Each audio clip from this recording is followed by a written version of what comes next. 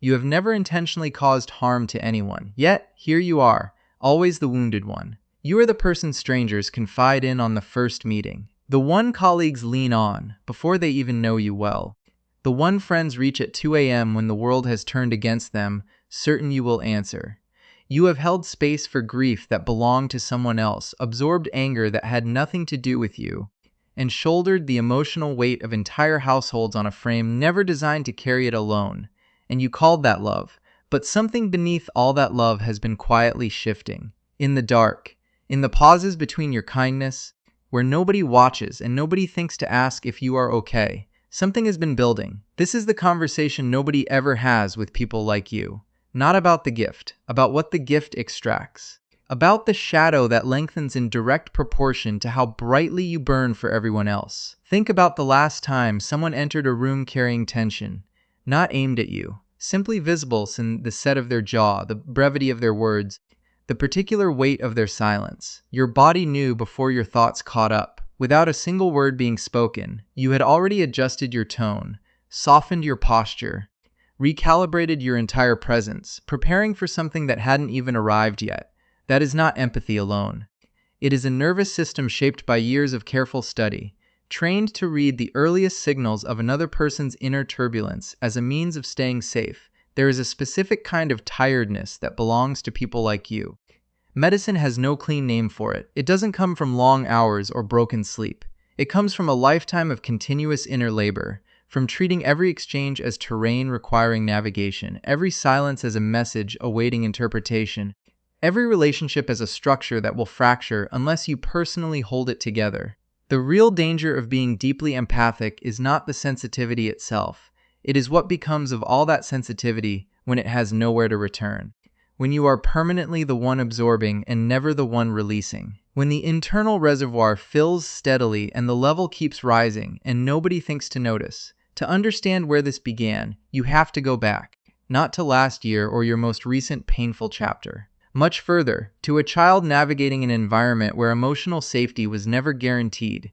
Some people with this depth of attunement grew up in households shaped by volatility. A parent whose inner weather shifted without warning, warm one morning, withdrawn by afternoon, sharp-edged by night with no visible explanation. That child learns very quickly that safety requires anticipation. That survival means becoming fluent in what remains unspoken, in tightened jaws, in closing doors, in the particular heaviness of a silence that precedes something unwelcome. Others grew up somewhere quieter on the surface but equally formative. A home where emotional expression was treated as excessive, where connection had to be continuously earned through compliance, through being the child who caused no disruption, who asked for nothing, who made themselves as uncomplicated as possible. The message received was precise. What you feel is an inconvenience to others. Shrink it. Be useful. Justify your presence. Different environments. One outcome. A person who becomes extraordinarily attuned to the internal states of everyone around them and profoundly disconnected from their own. You carry a coworker's irritation home without realizing it was never yours to begin with. You sit with a grieving friend, and by the time the conversation ends, you haven't merely witnessed their sorrow. You are inhabited by it. You were never just listening, you were absorbing. But exhaustion is only part of what lives in that shadow. There is something else growing there, something that develops so gradually, dressed in such seemingly virtuous clothing, that most empaths never recognize it for what it actually is. It is a compulsion to control, not the loud, visible kind. A quiet, anxiety-driven need to manage the emotional atmosphere of every space you occupy. Because when the people around you become turbulent, when someone withdraws, erupts, or falls into visible distress, your system doesn't observe it calmly.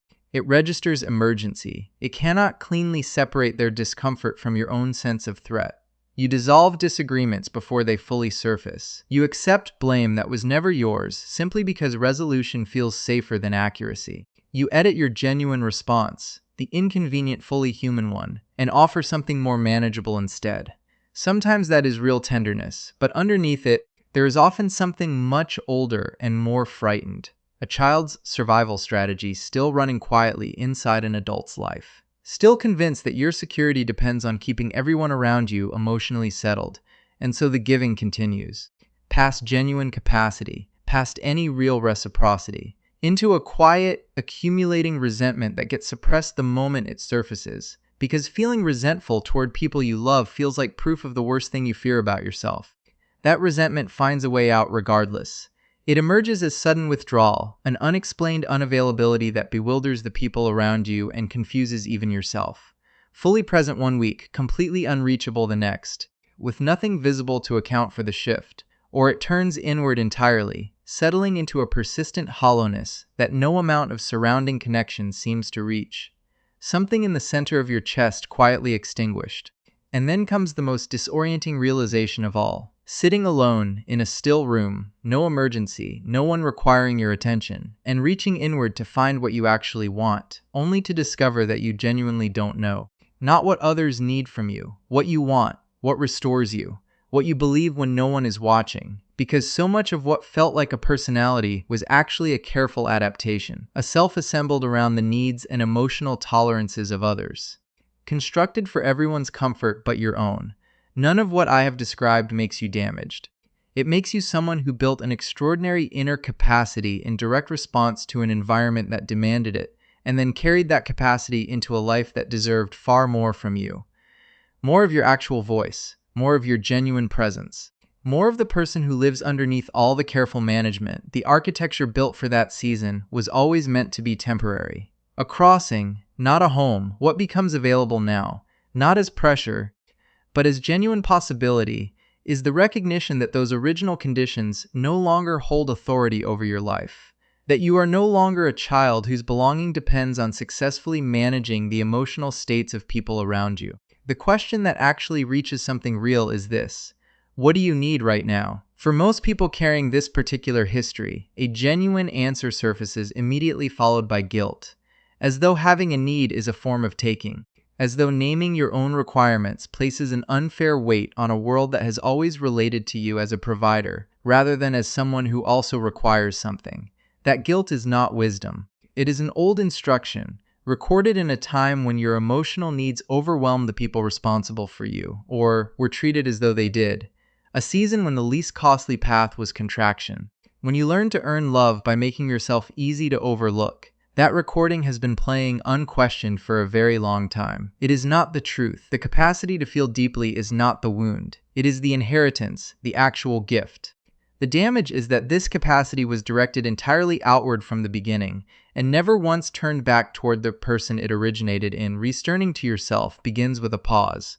A brief moment before you move automatically towards someone else's distress, where you ask one quiet question: is this genuinely mine to carry right now? Not always no, frequently yes.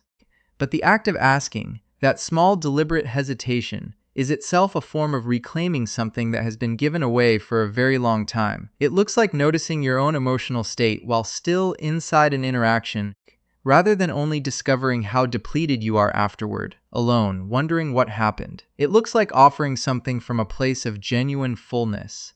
Not the anxious generosity of someone preventing collapse, but the steady giving of a person who has learned to tend their own interior with even a fraction of the care they have spent on everyone else's. Someone who gives because it carries meaning, not because withholding feels dangerous.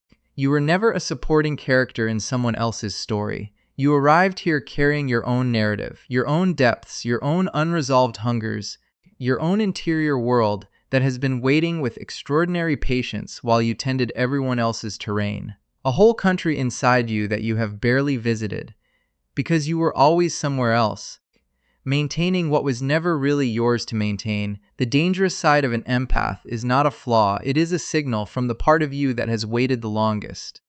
The part that has finally decided it will no longer stand at the edge of a life that was always supposed to include it. And when you turn toward that signal, when you stop treating your own needs as interruptions and begin meeting them with the same steady attention you have always extended to others, something fundamental shifts. The depth of what you feel stays. That was never the problem. But the direction changes, inward as well as outward now, toward yourself as well as toward others. No longer a current moving exclusively in one direction, leaving its source a little emptier with every passing year. That is not a reduced version of who you are. It is the version that was whole to begin with. And you, after everything you have absorbed, everything you have steadied, Everything you have quietly held together for everyone else. You were always worthy of that wholeness. It was never something you had to earn.